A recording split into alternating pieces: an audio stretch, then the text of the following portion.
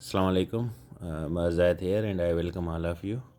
अच्छा कल्ह लाइ माज़रत तव्हांजो लेक्चर न थी सघियो, मां ट्रैवल कयां पियो लाहौर, त हिन करे मां न वठी सघियुमि। अच्छा, जीअं त पाण हिकु ॾींहुं अॻु में टॉपिक कयूं पिया इन्वेंशन एंड डिस्कवरीज़। पंहिंजो डिस्कवरीज़ के बाद में ॾिसंदासीं, इन्वेंशन पाण करे वठूं।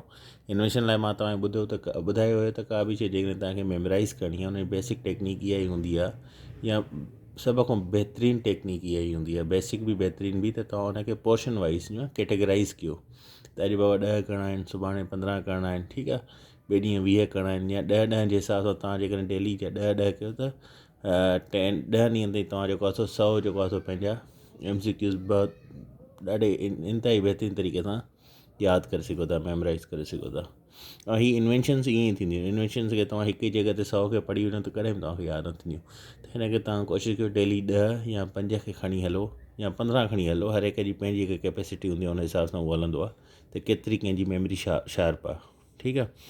त पाण इन करे मां पोएं ॾींहं बि तव्हांखे कोई 22 जे राउंड अबाउट करायूं, अॼु बि ईअं ई पाण कोशिशि कंदासीं त जीअं तव्हां हिनखे यादि कयो। मेन मक़सदु पंहिंजो इहो आहे त पाण क्वांटिटी खे न वठूं, क्वालिटी खे वठूं, त जेतिरी शयूं पाण खे यादि थियनि उहो पाण लाइ बहितरु आहे। अच्छा, अॼु जीअं त कुझु इन्वेंशन्स आहिनि, हीअ बि इलाही इंपॉर्टेंट आहिनि ऐं रिपीटेड आयूं आहिनि पोइनि पास्ट पेपर्स में। त पाण हिन में का फालतू इन्वेंशन न विझंदा। फालतू जो मतिलबु इहो, फालतू त का इन्वेंशन आहे न, मतिलबु उहा जेकी पेपर पैटर्न जे हिसाब सां ईंदी न आहे, या ईअं खामखा पेपर बुक्स वारा विझी छॾींदा आहिनि, बुक्स में जेके माण्हू खे पढ़णी पवंदियूं आहिनि, पर उहे कॾहिं आयूं न आहिनि, ठीकु आहे। हाणे नंबर 1 ते आहे डिस्क ब्रेक, ठीकु आहे। डिस्क ब्रेक कंहिं ठाही, इन्वेंट कई डॉक्टर एफ लैंचेस्टर कई। किथां जो हुयो? इंग्लैंड जो हुयो। कॾहिं कई? 1902 में कई। हाणे हिन हिक में ॾिसो न, तव्हांखे 3 MCQs मिलनि था। कंहिं कई बाबा, हुनजो नालो अची वियो। किथां जो हुयो? उहो बि अची वियो। कॾहिं कई? उहो बि अची वियो। सही आहे।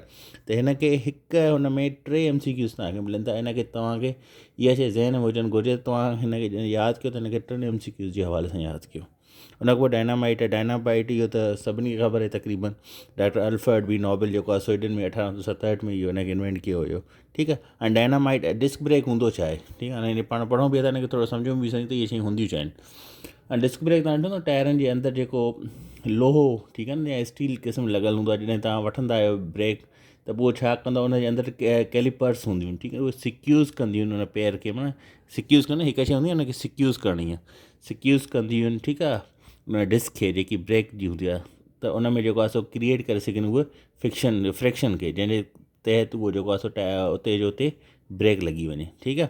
इहो हूंदो आहे डिस्क ब्रेक। उन खां पोइ डायनामाइट आहे। डायनामाइट तव्हांखे ख़बर आहे, ठीकु आहे। डायनामाइट इहे अॻ में इंडस्ट्रियल यूज़ेज लाइ कया विया, रोड ठाहिण लाइ कया वेंदा, बम सां उॾाए वेंदो हुयो हुनखे, पहाड़ी इलाइक़े खे हुन में सुरंग कढण लाइ, माइनिंग लाइ हिनखे यूज़ कयो वेंदो।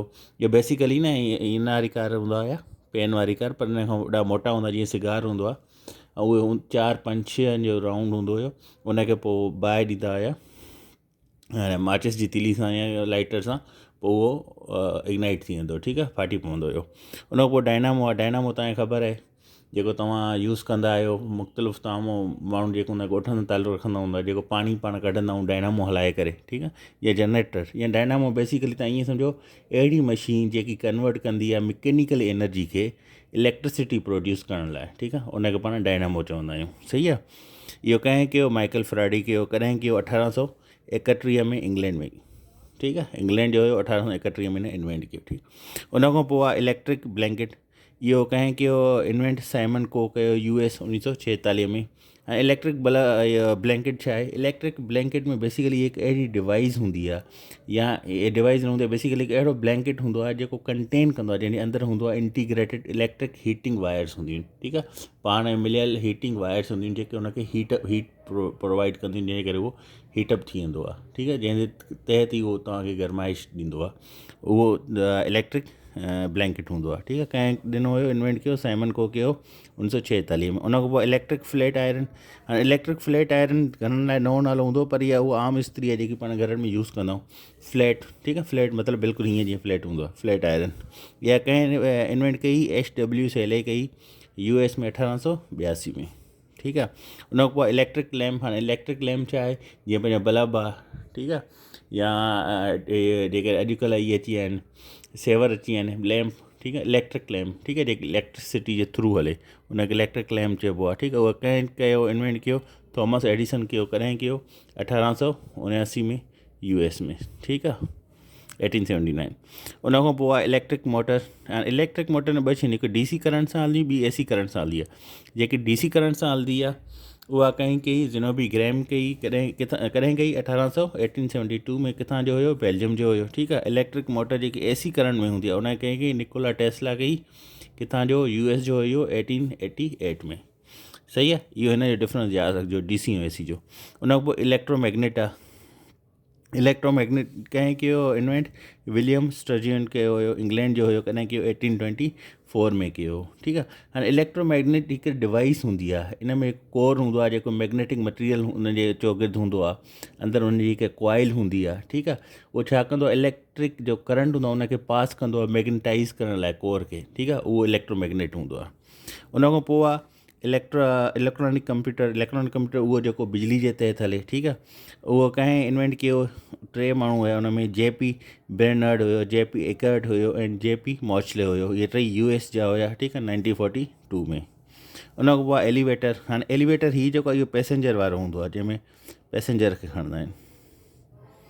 इहो कंहिं कयो? एलिशा G ऑटिस कयो, US जो हुयो, कॾहिं कयो हिन? 1852 में, 1857 में। उन खां पोइ इंजन जेकी आहे, हाई स्पीड इंजन जेकी आहे, हिकु लो स्पीड बि आहे, ॿी हाई स्पीड आहे, हिकु आम इंजन हूंदी आहे। जेकी इंजन हाई स्पीड आहे उहा कंहिं कई आहे इन्वेंट? उहा गोटले डैमिलर कई आहे, जर्मनी जो आहे, 1885 में। अच्छा, उन खां पोइ आहे फिलामेंट टंगस्टन जेको बल्ब जे अंदरि हूंदो आहे। इहो कंहिं इन्वेंट कयो हुयो? आर्विन कयो हुयो, लॉन्गम्यूर 1915 में। इहो किथां जो आहे? US जो आहे, सही आहे। उन खां पोइ आहे पंहिंजो फ्लाइंग शटल। हाणे फ्लाइंग शटल खे तव्हां ईअं न सम्झो जेकी स्पेस में फ्लाइंग शटल हूंदी आहे, उॾंदी आहे शटल हूंदी आहे। हीअ फ्लाइंग शटल बेसिकली हिकु अहिड़ो औज़ार हुयो जंहिं इंडस्ट्रियलाइज़ेशन में हिकु वॾो इनकलाब आंदो हुयो, ठीकु आहे। 15वीं सदी जे बाद 16वीं सदी जे विच, 14वीं 15वीं सदी में जेको आहे हिन में छा हूंदो हो? जेको फैब्रिक ठाहींदा हुया न, जॾहिं धाॻो ठाहींदा हुया या कपिड़ो ठाहींदा हुया, त पोइ हिकिड़ो वीवर जेको आहे हिकु ई वीव कंदो हिकु ई जॻह ते। पर हिन मशीन जे तहत छा थियो? त उहो हिकिड़ो वीवर जेको ठाहिण वारो हुयो उहो डिफरेंट जेको आहे सो कपिड़े खे या घणे तादाद में उनखे वीव करे सघे पियो। तव्हां ॾिठो हूंदो जेकी लकड़ी ठहियलु हूंदी, जेके हेठि मथे करे ऐं धाॻो हुन में हूंदो हुयो, इहो आहे बेसिकली फ्लाइंग शटल। इन खे चइबो आहे फ्लाइंग शटल। इन खे तव्हां स्पेस ॾे न वठी वञिजो, ठीकु आहे। इहो कंहिं ठाहियो? जॉन केने, 1733 में, इंग्लैंड में, ठीकु आहे। इन जेकी शुरूआति थी बेसिकली उहा कॾहिं थी? इंडस्ट्रियल रेवोल्यूशन जे पीरियड में, ठीकु आहे, 16वीं सदी ऐं 17वीं सदी जे हिन में। उन खां पोइ फाउंटेन पेन, ठीकु आहे। इहो तव्हां सभिनी खे ख़बर आहे, ल्यूज़ ई वाटरमैन ॾिनो, ई ठाही आहे 1884 में US में, ठीकु आहे। गैस इंजन कंहिं ॾिनी? ऑटो ॾिनी, ठीकु आहे। कॾहिं ॾिनी? 1870 में। किथां जो हुयो? जर्मनी जो हुयो, ठीकु आहे। जनरेटर तव्हां सभिनी खे ख़बर आहे, पेसिनोटी इटली 1860। जनरेटर छा हूंदो आहे ॿुधाइण जी ज़रूरत ई न आहे। गिलास स्टैंड। हाणे गिलास स्टैंड छा हूंदो आहे? ठीकु आहे, हिकिड़ो गिलास हूंदो आहे जेको ट्रांसपेरेंट हूंदो आहे। हाणे स्टैंड गिलास जंहिंजे मथां तव्हां ॾिठा हूंदा तव्हां वटि घरनि में अहिड़ा शीशे जा गिलासिस हूंदा आहिनि, या अहिड़ा गिलास तव्हांजे दीवारनि में लॻल हूंदा आहिनि, या विंडोज़ जे अंदरि लॻल हूंदा आहिनि, जंहिंजे अंदरि गुल ठहियलु हूंदा आहिनि, या मुख़्तलिफ़ फिगर्स ठहियलु हूंदियूं आहिनि, स्टैंड थियल हूंदियूं आहिनि, कलर्ड हूंदियूं आहिनि, ठीकु आहे। बेसिकली गिलास स्टैंड जेको आहे कलर्ड गिलास हूंदो आहे, ठीकु आहे। इन जे मथां वर्क थींदो आहे, कमु कयो वेंदो आहे, कोई बि शक्ल ठाही वेंदी आहे, या कोई बि उन जे मथां न कंहिंजी तस्वीर अची वई, कंहिं गुल जी तस्वीर अची वई, का बि अहिड़ी शइ ठाहे करे पंहिंजे आम घरनि में इलाही सारा हूंदा आहिनि। या अॼुकल्ह गिलास जंहिंमें पाण पाणी पीऊं था उन में बि गिलास स्टैंड अचनि था, कलर्ड हूंदा आहिनि उहे, ठीकु आहे। उहो कंहिं ठाहियो हुयो? कंहिं इन्वेंट कयो? ऑक्सबर्ग कयो हुयो, जर्मनी जो हुयो, 1080 में कयो हुयो, ठीकु आहे। उन खां पोइ गिलासवेयर। हाणे गिलासवेयर ही छा आहे? इहो आम गिलास आहे जेको पाण घरनि में यूज़ कंदा आहियूं पाणी पीअण लाइ, ठीकु आहे। हा, इहो इजिप्ट ऐं मेसोपोटामिया जेको आहे न सो सिविलाइज़ेशन हुई उन जे दौर में थियो हुयो, 3500 BC में।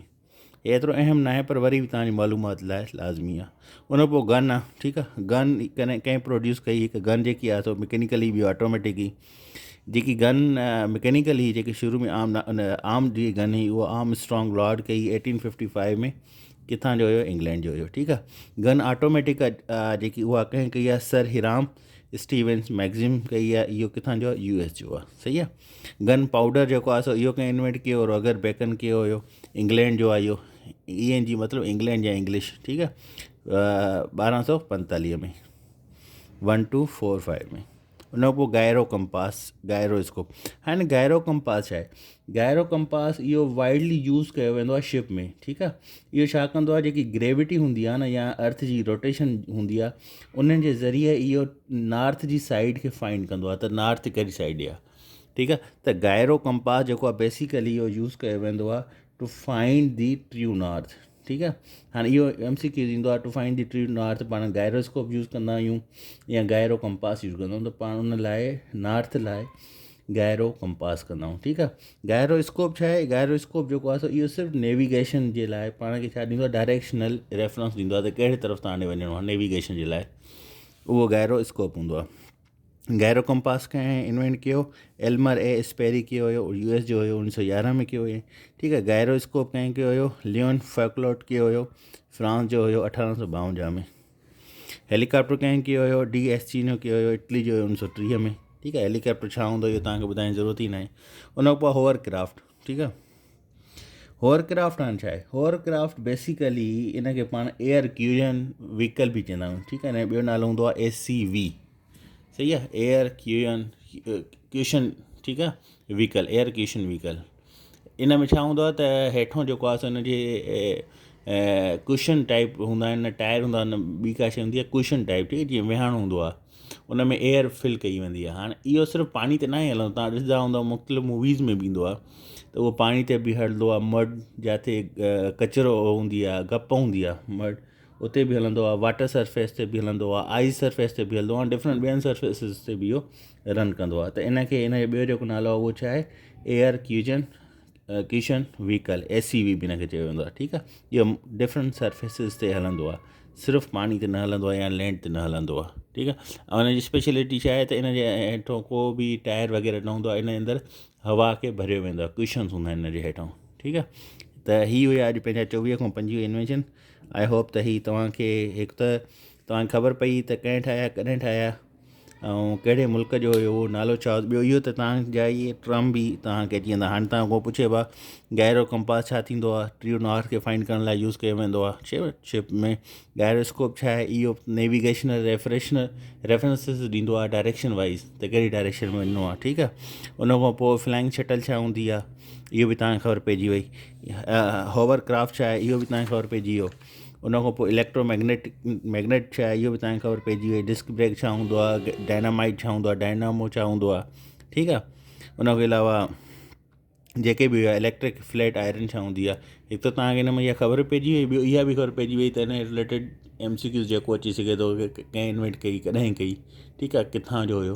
त इहे हिकु ई जॻह ते तव्हांजा हिकु ई क्वेश्चन में 4 खां 5 MCQs हल थी विया। इंशाल्लाह नेक्स्ट टॉपिक में मिलूं था कुझु ॿियनि इन्वेंशन सां नेक्स्ट क्लास में।